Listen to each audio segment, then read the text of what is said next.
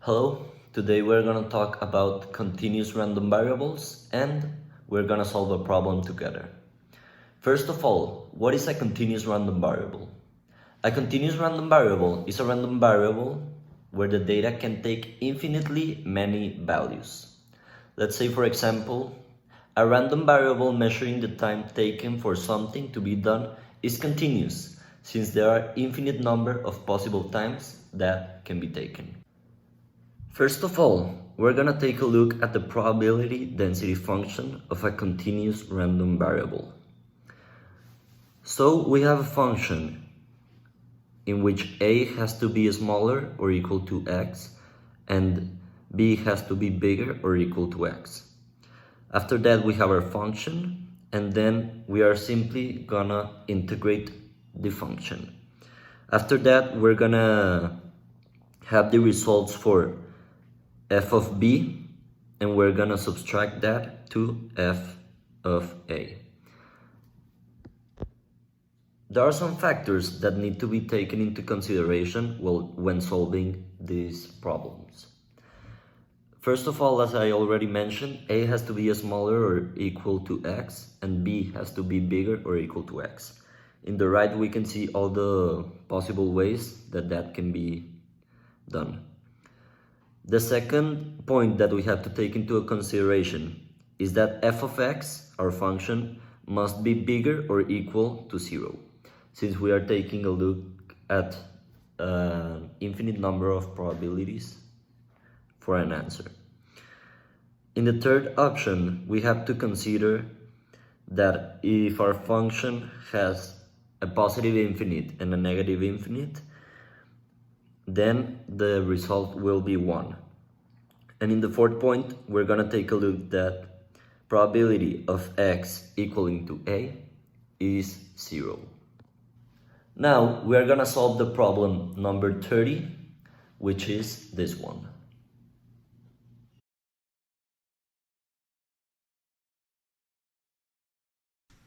For our problem, our formula is f of x equals 1 over 6 to the x to the 1 half.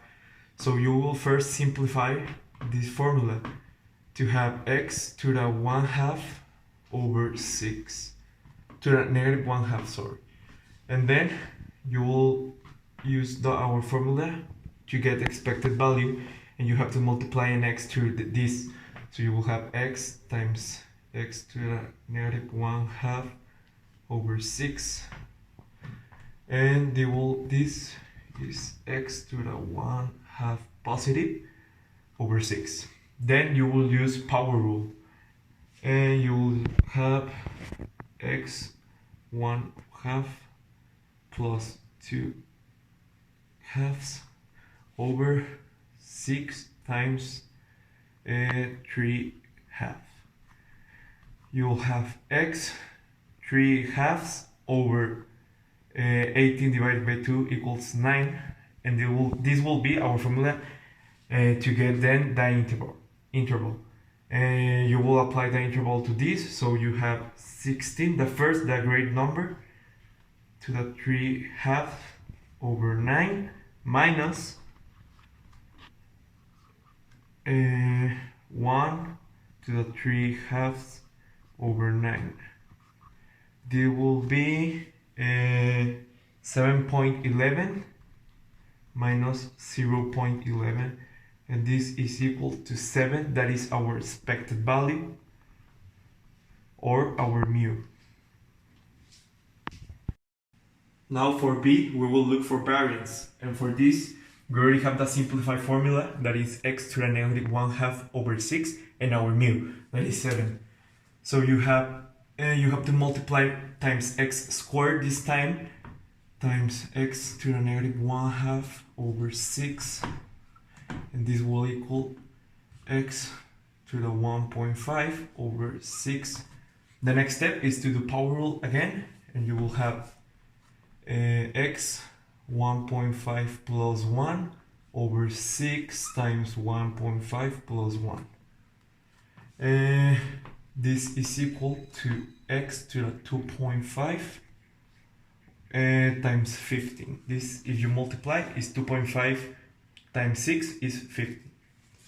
And you have to put your interval again in this formula, so you will have 16 and 1, the x 2.5 over 15, and you will have again 16 times 2.5 divided by 15 minus this is parentheses 1 to the 2.5 divided by 15, and this will have an answer of 68.26 minus 0.066, and this will give you in total 68 rounded up, and this minus our mu squared. So you will have 68 minus 7 squared, that is equal to 68 minus 49, and this is equal to 19, and this will be our variance. So variance of x equals 19.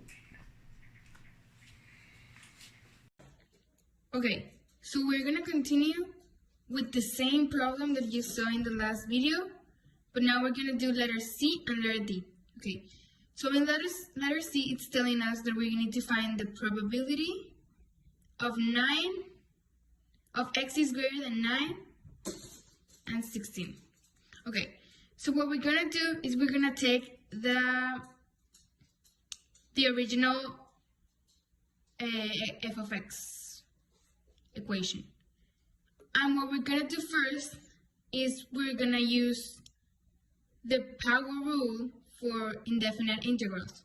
So first, we can't have a variable at the bottom, at the denominator. So what we're gonna do is we're gonna pass it to the top, and when it's gonna go in the top, it's gonna go into a negative since we're moving it up. And since it is the square root, we're gonna have 1 over 2. Then the power rule says that we add 1 to the power. So we add 1 to the power, and that the result we divide it with the complete formula. So we're gonna have negative 1/2 plus 1, that's equals to 1/2, divided over the result, so divided by 1/2. Then we're gonna do tortilla. So we're gonna multiply the inside with the inside and the outside with the outside. So 2 times x to the 1/2, it's 2x to the 1/2. And 6 times 1, it's 6. Okay, when you got this result, you may see that we have to simplify, and then you can simplify. So we're gonna simplify by dividing it by 2. So 2 divided by 2 is 1, and 6 divided by 2 is 3. Okay, so this is a simplifying version of your original formula. Okay, of your original function. So then you're gonna pass it to the other side, and then you're gonna rewrite it. And when you rewrite it, letter C, it's telling you that you have to find the probability of 9 and 16. So what you're gonna do is write the 16 and 9, and you're gonna replace it in the simplifying function. So what you're gonna do is really easy. You're just gonna replace the x for the probabilities. So you're gonna do 16 over 3 x to the power of 1/2 minus the other probability, so it's 9 divided by 3 minus the other probability, so it's 9 divided by 3 to the 1/2. So after you put this equation in the calculator, you will get 0.333, and it goes on. So this is your probability for 9 to 16. So then in number D, it's asking you to find the probability of 1 and 9. So you're gonna take the simplifying function that you just simplified in your last in letter C, and it's gonna be the same step. You're gonna replace, but the difference is that you're gonna replace with these probabilities. So you're gonna put 9 and 1, and you replace them in letter x. So it's 9 over 3 to the 1/2, and it's 1 to the 1/2 divided by 3. So you solve the equation, and you get, in the calculator, you get 0.666. And this is your answer for letter D. So it's basically just replacing with the simplifying function your probabilities. So this is how it ends up.